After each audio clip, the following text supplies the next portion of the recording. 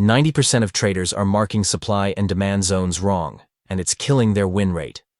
It doesn't matter what you trade, price action, SMC, ICT, or anything else. If you can't spot high-quality institutional zones, you're trading blind. These zones are where the market truly shifts. Miss them, and your win rate drops. Or worse, you get caught on the wrong side of a trap. In this video, I'll show you exactly how these zones form, how they work, and most importantly, how to identify the high-probability ones in the simplest, most mechanical way possible. So you can finally spot the zones that actually move the market and trade with the flow of institutional money, not against it. We always appreciate your support, so please give this video a thumbs up and subscribe to our channel if you are new. See you after intro. I don't ever slow up, no I don't take shit. I got no love for the fakeness. If you wanna play tough and wanna hate this, I'll always show up.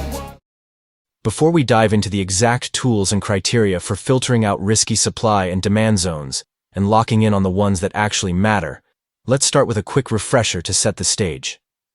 Price doesn't just explode out of nowhere. Before making any drastic move, it usually forms an accumulation or moves sideways within a narrow range on the chart. We call this the base. This phase isn't just a pause, it's a trap being set, a quiet moment where the market builds up enough momentum for the next big move. But here's what most traders miss. During this base phase, the market is busy inducing more players, including retail traders and even institutions. Why? To build liquidity on both sides of the range. And once that liquidity is loaded, the real move begins. Let's break down what actually happens in a bullish scenario. Price doesn't just drift upward, it explodes, breaking through the base zone with force. And if you're asking why? Because there's a sudden and powerful surge in buying pressure, creating a massive imbalance between supply and demand. And that imbalance? It sends prices flying. This aggressive push upward isn't random. It's the market's way of consuming remaining supply and rebalancing all that fresh demand created in the move. And right there, that's where your demand zone is born. But here's the key. You don't want to chase the price after the breakout. You want to wait for price to retrace back into that demand zone. That's your opportunity. That's when you zoom in. Look for your entry confirmation models and go long. This is how you trade with the big players, not against them. Conversely, in the bearish scenario, if price breaks through a base with strong bearish momentum, it causes a sudden surge in selling pressure, creating a sharp imbalance, this time in favor of supply. That imbalance overwhelms demand, and price starts to fall fast. As price breaks through the base, it aggressively searches for areas where buy-side liquidity is available to consume available demand and rebalance the excess supply created during the drop. And right there, at the origin of that sharp move, your supply zone is formed. But rather than jumping in late, the smart move is to wait for price to pull back into that supply zone. Once it revisits the zone, you can begin looking for your confirmation models, whether it's rejection, a change of character, or another entry trigger to take a short trade. Now, you might be asking, why does price react to a demand zone and reverse from it? The main reason is simple. At some point, there just isn't enough demand to keep pushing price higher. So, once price finds enough supply to consume and starts filling the unfilled demand left behind, it triggers a shift, leading to a drop in price and a natural pullback. But here's what really makes that zone powerful. It's not just any random support area. It's where institutional money previously stepped in and placed long positions. These are footprints of smart money. And they don't want price falling below their original entries.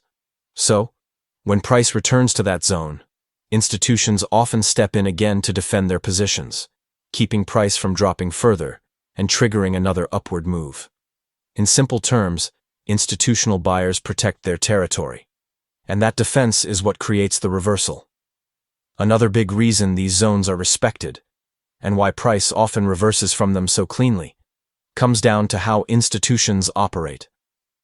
Large institutions don't enter the market all at once. They scale in gradually, often in multiple stages, especially around zones where their previous trades left clear footprints. This means that not all of their original orders were filled during the first move. So when price returns to the demand zone, They see it as a second chance to execute the rest of their orders, and they step in. That's exactly why we wait for the price to come back to these zones. If we want to trade with institutional money, and not end up on the wrong side of the market, we need to let price return to these key areas before executing our trades. The exact opposite applies to supply zones, where institutions manage their sell-side positions the same way, in phases. Now here's the bigger picture. All of this plays out in 4 key steps: the base, the expansion, which could be a rally or a drop, the retracement and mitigation, and finally, the continuation. And here's the part that matters most. We always focus on the continuation phase, because that's where the highest probability entries show up. So, how do we catch them? Our approach is simple but precise. Wait for price to tap into a higher time frame supply or demand zone. Then, zoom into a lower time frame and watch closely for signs of a reversal, like a market structure shift or a change of character. That's your first layer of confirmation. Once you spot that structure shift, the next step is to look for a PD array. That could be a fair value gap, an order block, a breaker block, or a mitigation block. Which one do you choose? That depends on your trading model and personal strategy, but the concept is the same. Wait for the market structure shift, then enter the market. So how do we use supply and demand zones in smart money concepts or ICT? But before we continue, if you're an experienced trader and need more capital, Funded Next is an excellent option. They're one of the top-rated prop firms on Trustpilot and offer some of the most unique services in the industry, including a 15% profit share from the challenge phase, the lowest package priced at $32, and many more. Plus, they provide flexible funding options to support your trading needs. Check out the link below to stay updated on the latest offers and special deals. Well, first, let's remember this. The market is fractal, meaning what happens on one time frame also happens on every other time frame. Whether you're watching a 1-minute chart or a daily chart, the same patterns repeat. Now, let's say you spot a demand zone on the 1-minute chart. When you zoom out to the 15-minute, that entire base might compress into just one single down candle, sitting right before a strong, bullish rally. That candle? We call it a bullish order block, and in a bearish scenario, it's the exact opposite. The base might appear as a single up candle before a massive drop. That becomes your bearish order block. So what's an order block exactly?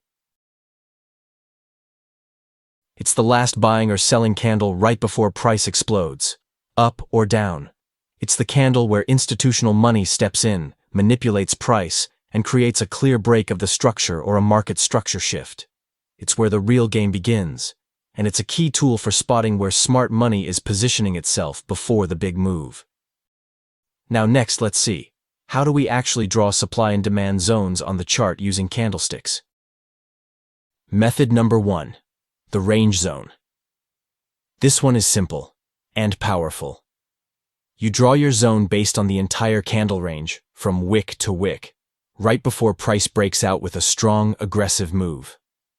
This gives you a broader zone, which can reduce your chances of missing the trade. But keep in mind, it also means a wider stop loss and possibly a lower risk-to-reward ratio. Method number 2. The pivot zone. This is more refined and offers greater precision. Here, you look for a pivot candle, the last bearish candle before a bullish rally for a demand zone, or the last bullish candle before a bearish drop for a supply zone. You draw your zone from that candle, or include one more if it fits better based on your style. It gives you a tighter stop loss, often with a higher reward to risk. You may miss more entries if price doesn't come all the way back. So, which one is better? Neither. It all depends on your personality and risk tolerance. Some traders prefer precision. Others want to catch more setups. There's no right or wrong, just consistency. What really matters is this. Stick to one method, master it, and build your edge with discipline. The third method for drawing supply and demand zones is the fractal model. This method zooms in on how price behaves within candles. and it's divided into three powerful types. Type 1. Inside bar candle zones. This one shows up during strong expansion moves, where price is aggressively pushing, but suddenly stalls. You'll spot a candle that doesn't break the high or low of the previous candle. That's your inside bar, and what it's actually showing you is a range or consolidation on the lower time frame. Type 2. Wick zones. Now this one's sneaky, and smart money loves using it. In a bullish rally, you might see nothing but big green momentum candles. No visible demand zone, right? But look at those wicks. They're not just noise, they're lower time frame pullbacks. Those wick zones represent hidden sell-to-buy ranges, where price briefly dipped to grab liquidity before pushing higher. The same thing applies in bearish moves. Large candles with long upper wicks often hide buy-to-sell zones on the lower time frame. Type 3. Wick-only optimization. This one's for traders who want maximum precision. Sometimes a pivot zone is just too large. The full candle might give you a massive zone that's hard to manage. Here's the fix. Just use the wick. That long wick often is the real footprint, the actual reaction zone from the lower time frame. By focusing only on the wick instead of the whole candle, you're narrowing down your entry zone without losing accuracy. Not all zones are created equal. Now obviously, not every supply or demand zone you see on the chart deserves your attention, because some zones just don't hold. They get broken, ignored, or barely respected by price. That's why we don't just mark every little pause in price as a zone. We only care about the ones with real weight behind them, the ones smart money actually respects. And to find those, we need clear, mechanical rules. So before you start marking every base or breakout as a supply or demand zone, let's break down the exact rules that separate the fake-out zones from the ones that actually move the market. Rule number 1. Only focus on zones that break structure. This is the easiest and by far the most powerful filter you can apply. Here's the logic. If a supply or demand zone caused a clear break of structure or a market structure shift, that zone is statistically more likely to hold. Why? Because structure breaks usually means strong momentum, and momentum means institutional money is involved. So instead of guessing, let the structure tell you what matters. Rule number 2. Look for strong moves away from the zone. The bigger and cleaner the move away from the zone, the stronger the imbalance. You want large, impulsive candles with little to no overlap. Here's one of the most important signs that a supply or demand zone actually matters: the strength of the expansion move. When price shoots away from a zone with clean, impulsive candles and minimal overlap, that's not just random price action. It's a clear sign of a strong imbalance between buyers and sellers. This kind of movement tells us that smart money placed a heavy order at that level. And when institutions are involved, you better believe price is more likely to respect that zone on the way back. As you can see in the examples, the strongest supply zone is the one followed by the cleanest and most aggressive bearish move. The weaker the expansion, the weaker the zone. So always ask yourself, how strong was the reaction? Because the strength of the move reveals the strength of the zone. Rule number 3. Time spent equals strength revealed. Want to know how aggressive the smart money was at a level? Just look at how long price stayed there. When price barely pauses at a zone before launching out of it, that's your clue. It means a strong imbalance. It means heavy institutional orders hit the market fast. The logic is simple. The less time price spends inside a supply or demand zone, the more out of balance that level is. And that kind of imbalance usually comes from smart money stepping in with serious volume.